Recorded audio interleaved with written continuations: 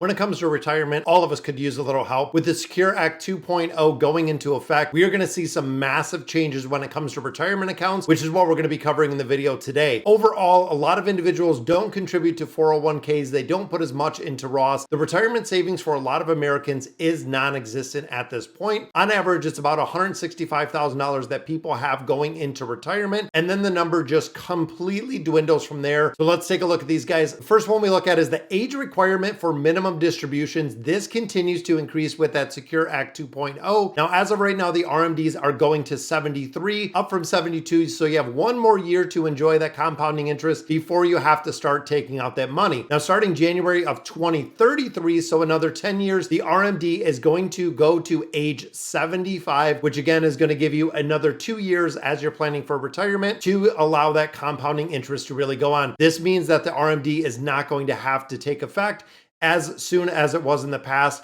So essentially, if you have a traditional IRA, traditional 401k, you had to start taking money out at a much younger age, which resulted in getting taxed at a much earlier age. And of course, you missed some of the growth aspect of that. So how is this going to impact savers?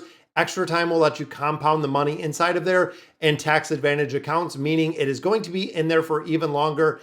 Hopefully you have more money when it comes out. Number two, no more RMDs on Roth sponsored employer accounts, which is huge, guys. So if you had your money in a Roth IRA, you didn't have to take the minimum distributions.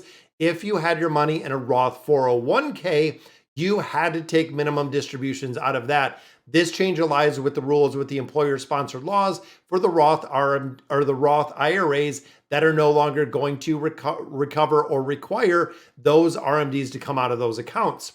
Number three, the lower penalties for missing your RMD. So if you're like me, guys, and we had individuals that have actually missed their RMDs, if you miss your RMD as it sits today, you lose 50% of the amount. That is right, guys.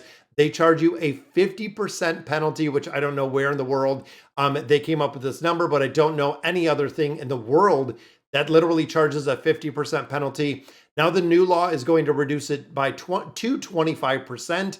If you miss your RMD from an IRA, and also you may be able to reduce it down to just a minimal 10% penalty if you take and fill that deficiency within a timely manner. Again, this is going to be, I have to see what exactly the definition for a timely manner is. But overall, guys, we're going from a 50% penalty to possibly seeing a 10% penalty if you do happen to miss those RMDs.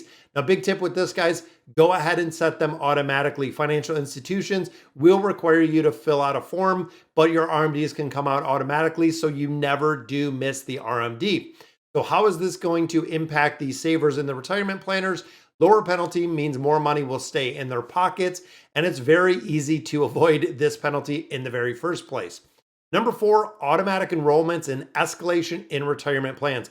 I love this, guys. So starting in 2025, newly created 401ks and 403bs, which we know most of the educators, law enforcement, some of that have the 403bs instead of the traditional 401ks, will be required to automatically enroll eligible employees with a minimum contribution of 3%.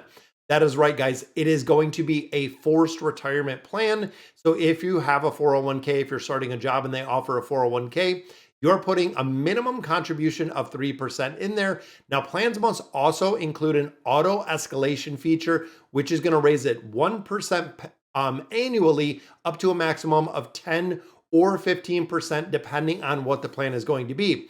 Now we know retirement planning, the number one goal, guys, is getting to that 15%. And this is a step in the right direction to kind of automate the savings plan, because of course, this is going to come out before you see that net income, before you see that take home income. You're going to have the ability to auto enroll. So how is this going to impact our retirement savers? Automatic enrollment, auto escalation, don't just increase the retirement savings, but a better financial income and outcome for all of your employees. Employees who start out auto enrollment more frequently contribute to 401ks and IRAs than those that are not automatically deducted. This again is going to be big game changing when it comes to the automatic contributions. Now, number five, larger catch-up contributions. So if you're between the age of 60 and 63, they're going to let you put 10,000 additional dollars into as catch-up contributions. So if you've actually started saving later in your life and now you're at a point where you're getting ready to retirement, you can make some massive contributions at age 60 to 63 with some of the changes that we're getting with this. Now, of course, once you hit age 50, you can make catch-up contributions. Once you hit 60, you can put a lot more in there to really skyrocket the amount of money that you do have in those retirement plans. Now, older workers will be able to save more, of course, in their employee-sponsored retirement plans if they are still working at that time.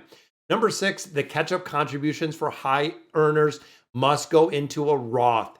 Again, we really stress doing the Roth IRAs, doing the Roth 401ks. This is going to be a massive benefit, guys. If you earn wages of $145,000 or more in the prior calendar year, all catch-up contributions must go into a Roth. Again, thinking of the longevity of a Roth, being able to let it grow actually in their tax-free, because of course it is not a tax-deferred account, it is a tax-free account, which means high earners are going to have to put money into a Roth when they go ahead and save that. It's useful for a lot of people that make a considerable amount of money, but the government wants to limit how much you can save in tax-deductible accounts, which I think is really, really beneficial for the fact that if you're putting everything into traditional 401ks, you're literally kicking the can down the road when it comes to the tax payments that you're going to have to make. Then you hit retirement years, and now all of a sudden you're paying a big chunk out of the money that you're using in those retirement accounts because you kicked that can right down the road. Now, number 7, employers can match. Employer matching can be treated as Roth contributions. Now, if you're like me, guys, we have traditional 401ks, we have Roth 401ks. Employer matching contributions all go in as a traditional version. There is no employer contribution Roth, which is going to change in 2025. So if you're matching, let's say you put in 7%, your employer matches 7%. The 7% your employer is matching can put that in as a Roth to match the contributions that you're doing, which again can really amplify your retirement savings. Workers have a greater flexibility to sock away money in a Roth, which is going to be huge, guys. And then, of course, that allows you to skip the tax when you get down the road. Now, this one is another game changer, guys. Number 8, student loan payments can qualify for matching contributions. Now, this again is going to be interesting. I had to read this one and do a little bit of research on it. So the new law states that student loan payments can act like a salary deferral that your employers can match. That is right, guys. In an effort to borrowers can pay their student loans while still receiving matching contributions for retirement. So the way that it seems that this works is if I pay $200 towards my student loans, my employer can match that $200 as a salary deferral to go ahead and put that into a retirement account. So you're kind of knocking out both things. You're paying down your student loan and you're also making contributions into the retirement plans versus just matching dollar for dollar what is going in there. Now, the big benefit with this, student loans can still be paid off and enjoy the free matching funds that are going in there while contributing to the employer's retirement plan. That is right, guys. So again, making payments to your student loans as you continue to pay them down, your employer on the other side matching those contributions to go ahead and put that in. So essentially, you're taking your money that you would be making your contributions, putting it to your student loans and knocking them out as fast as possible. This is another one, guys. Number 9, 529s can be rolled into Roth IRAs. That is right, guys. With the Secure Act 2.0, up to $35,000 from a 529 plan, which I do have for my kids, can be rolled over to a Roth IRA if the money is not used for educational expenses. Guys, that is $35,000 in a Roth IRA. Best case scenario, your kids get a great education. You covered $35,000 plus of that education cost, and they have a good job. And of course, they are set for their life because you set them up for financial freedom, just like you're doing for yourself. On the flip side, if they go for a scholarship, if they decide not to go to school, if they're looking for alternative things where the 529 plans are not going to cover them, you get a $35,000 Roth IRA, which is going to grow absolutely tax-free, because that is the way the IRA or the Roth IRAs do work. And the final one, guys, the SEP IRAs and simple IRAs, which of course we know a lot of the independent contractors, the people that have their own businesses, are now going to have a Roth option. This is something, again, that has never been offered before, but now they do have a Roth option, which I highly recommend, guys. Pay the taxes up front. You won't have to pay it in the long run. And especially with the growth factor that you're going to see over the next 10, 20, 30, 40 years for some of you, pay the taxes up front, get it said and done. That way, everything that grows in that 401k is going to be completely tax-free. So let me know, guys, what you guys think about the changes and comment on the video.